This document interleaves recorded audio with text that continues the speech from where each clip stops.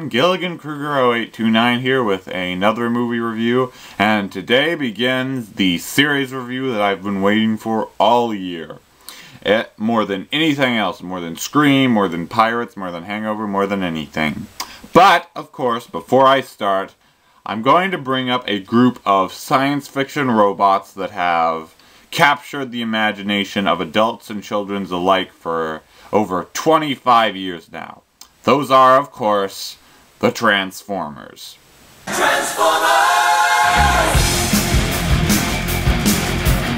Aw, hell yeah, did I love the Transformers. In fact, most of my friends liked it growing up. And how couldn't you? It was everything a guy could ask for. Giant robots that transformed and kicked the crap out of each other. It was badass. I have collected lots of merchandise, from movies to hats to songs on my iPod. Heck, I still collect the toys. Why so, you ask? Because they were the coolest toys ever! You didn't just get a robot or a toy car, you got both. And the transforming gimmick was awesome. They still are. Some people wouldn't pick them up, but most of us did, and we loved them. Let's face facts.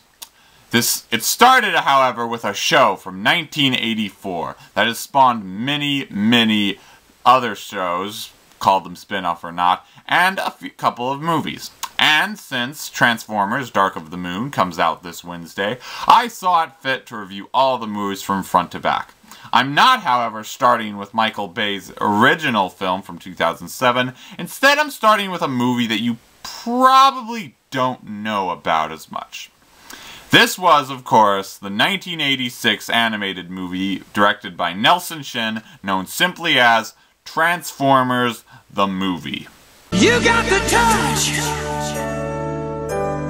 You got the power. Now, while neither a box office smash or all too well liked by critics, Transformers the Movie has become a staple to Transformers fans worldwide and has been, since its release, loved by them or loathed by them. The reactions are very diverse. Like, for instance, I really enjoy the film. I've come to like it after seeing it a few times. But Greyx Ninja, who, like me, is also a Transformers fan, still hates it.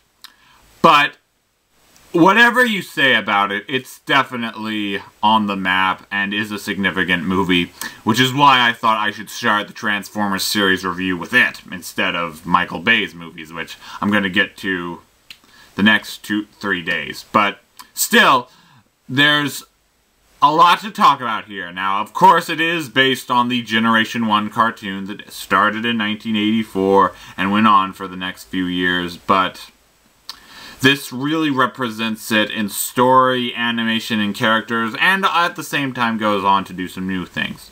So, we do have a lot of to talk about, so let's transform and roll out into Transformers the Movie. Now, before I start my plot synopsis on this, let me just say, one thing that is kind of irritating is it's hard to talk about this movie without giving away spoilers. But I'm going to try the best I can, so just bear with me. This movie starts out in 2005, and we learn that the Decepticons have taken over Cybertron, and the Autobots are just hiding out on Cybertron's moons planning a retaliation. If you don't know what an Autobot or a Decepticon is, look it up. You'll find out pretty quickly. But our main events at first are actually happening on Earth, where we're introduced to our main Autobots in this movie, including Hot Rod, voiced by Judd Nelson, Cup, voiced by Lionel Standen, I'm not sure how to pronounce it, and Ultra Magnus, voiced by Robert Stack, among others. Now, they live in Autobot City, which is an Autobot headquarters on Earth, that for the most part is peaceful and just maintains talk with the Cybertron moons, until, of course, one day when the Decepticons launch a full-scale attack on it. And this leaves both sides with many casualties. The Autobots and the Decepticons are going away in pieces, occasionally. But this is all overshadowed when the film's big antagonist comes in the form of Unicron, a planet-destroying Transformer voiced in his final role by Radio War of the Worlds veteran Orson Welles. Now, Unicron essentially wants to destroy everything in his way, and Cybertron, the Transformers' home planet, is very high on this list. Now, the movie follows the fight between Unicron and most everyone standing in his way, as well as the fight between Hot Rod to see what kind of hero he is and where he stands in the universe. Now that's a pretty short plot summary because there's not much to talk about, as I said, without giving away spoilers. It's not a very complex storyline, but to be fair, let's face it, Transformers never really needed a fair or complex storyline. It was always exactly what it needed to be. Giant robots kicking the crap out of each other, and that's the same here.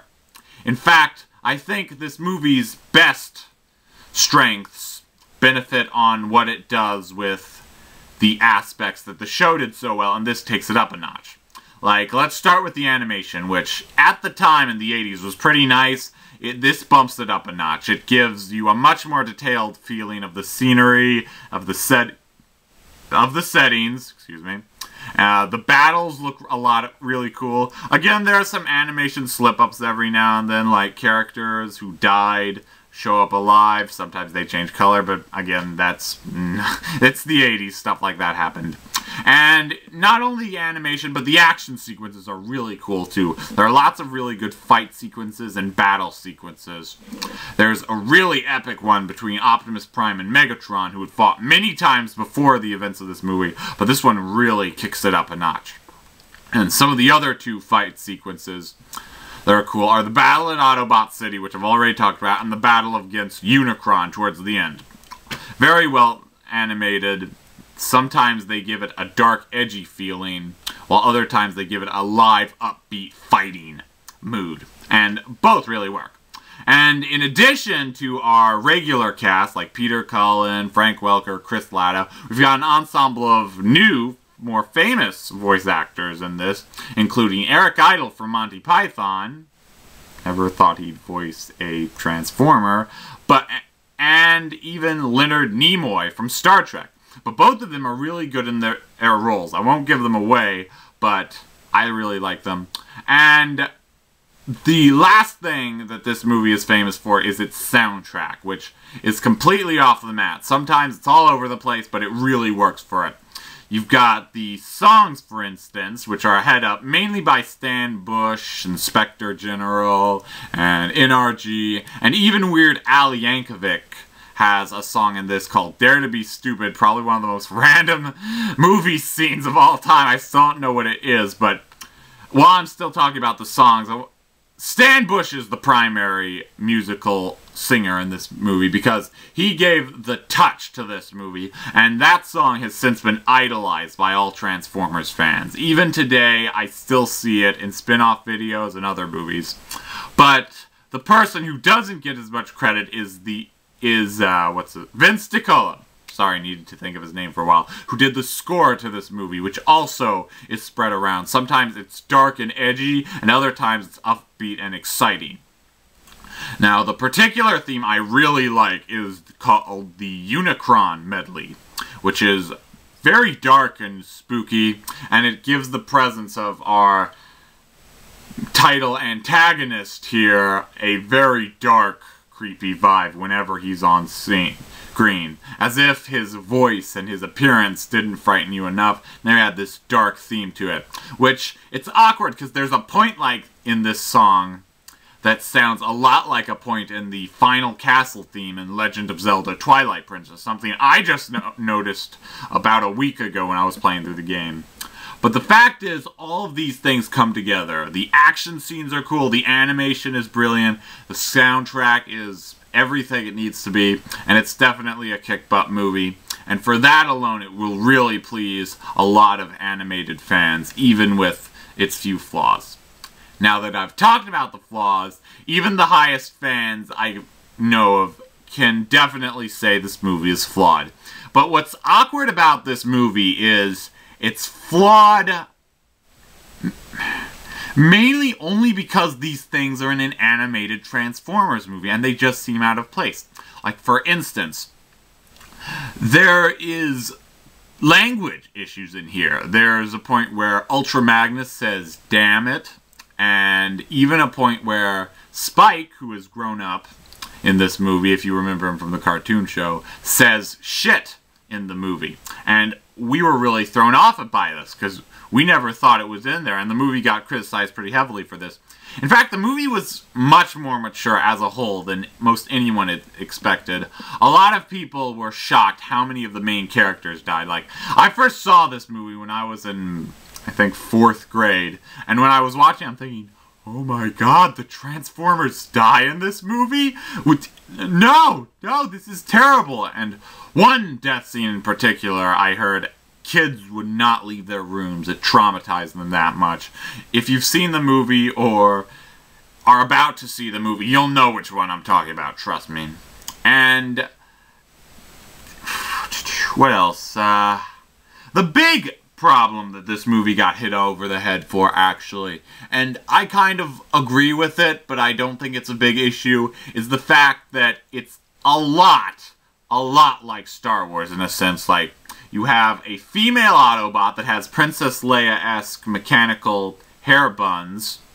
You've got Unicron, which is a lot like the Death Star in the fact that he destroys planets and the movie is built around him destroying it.